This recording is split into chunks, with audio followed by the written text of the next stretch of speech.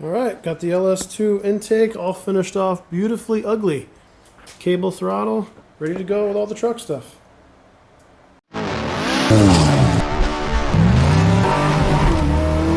Okay, so here's a little better look at the fuel injectors that I talked about on the last video.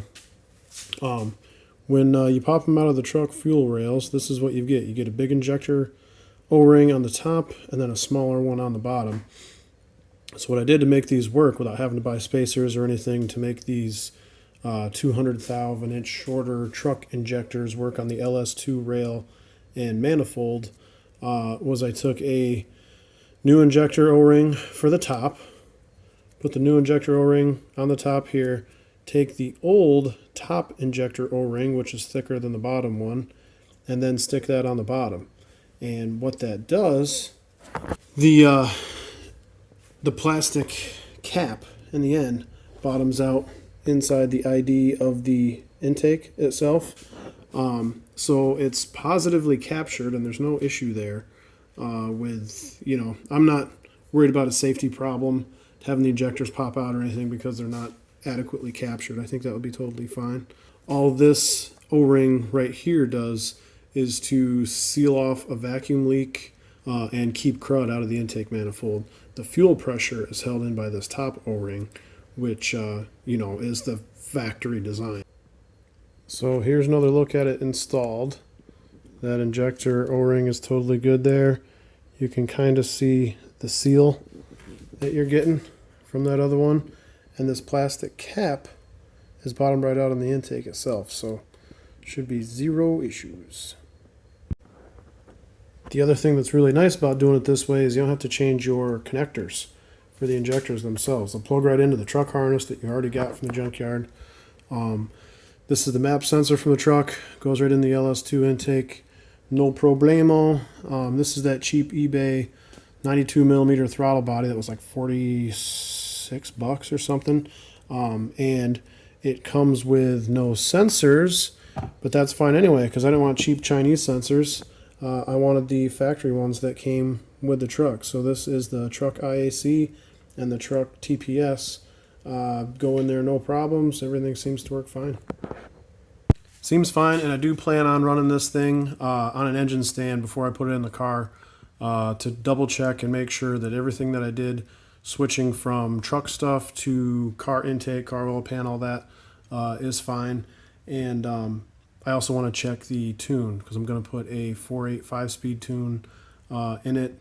And I think to begin with, not make any changes to the tune, just turn off the VATs and make sure it runs and stuff and keep things simple for the first iteration of this. There's going to be changes down the road.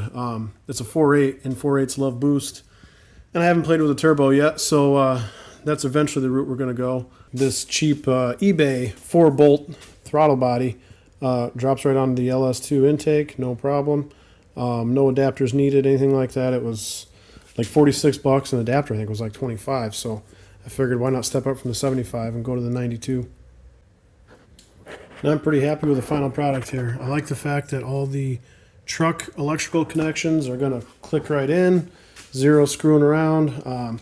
There's no adapters for the fuel injectors from a physical standpoint to get the length right or anything.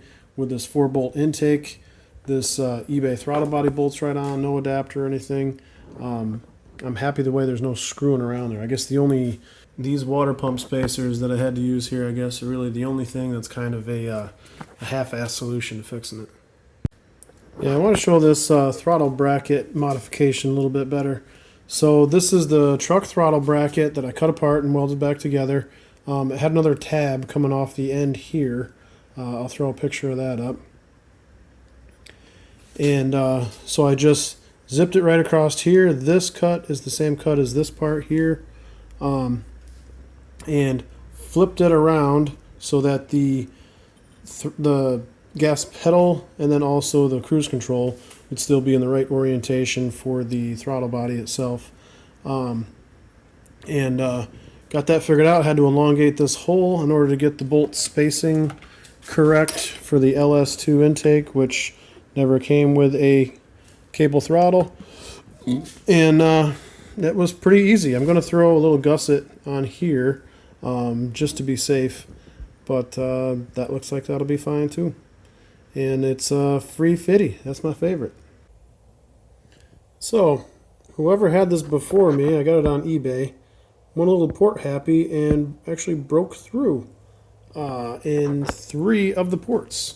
So we're going to fix that up on the cheap, because these car intake manifolds are stupid money. This was like 170, but I've seen them go for $400 or $500, and if I get a new Dorman one, it's like $900 for an LS2 Dorman. Screw that. Well, I guess I gotta go grab some new RTVs since that ain't gonna cut it. Well, I was able to just cut it off, poke it through, get the little bit that I needed, and it definitely didn't come out as pretty as I was hoping. Even my pinky is too big to really get in there and do a decent job. But this will keep it from having a vacuum leak. The RTV should stay itself together. It's not going to get like sucked through there, that little tiny sliver, to go inside the engine or anything. I think that will be totally fine. I guess we'll find out long term. Gave it, a little bit of a smear there so it's captured on both ends basically. Did the other side too. Which one? That one.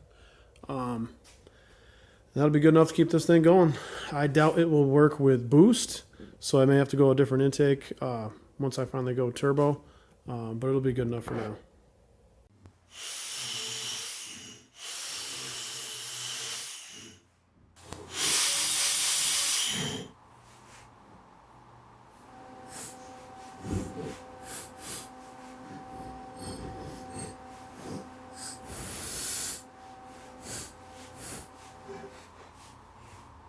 Well, looks like that'll do quite nicely.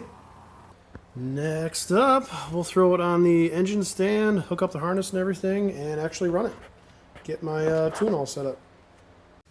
So stay tuned for more information on the Beretta LS swap project and rear-wheel drive conversion. I've got more stuff coming on that, and I'm picking up the car just over a week from now too. So I'll have information on that and show the car off once it's here. I'm picking it up in PA, pretty close to Clearfield, where My Performance Motorsports Park is, and I'm checking out the King of the Hill race that they have down there. So I'll have some footage of old muscle cars and even some newer stuff, ripping around the Roval and tearing tires up and hopefully not killing cones, but that should be a pretty good time too.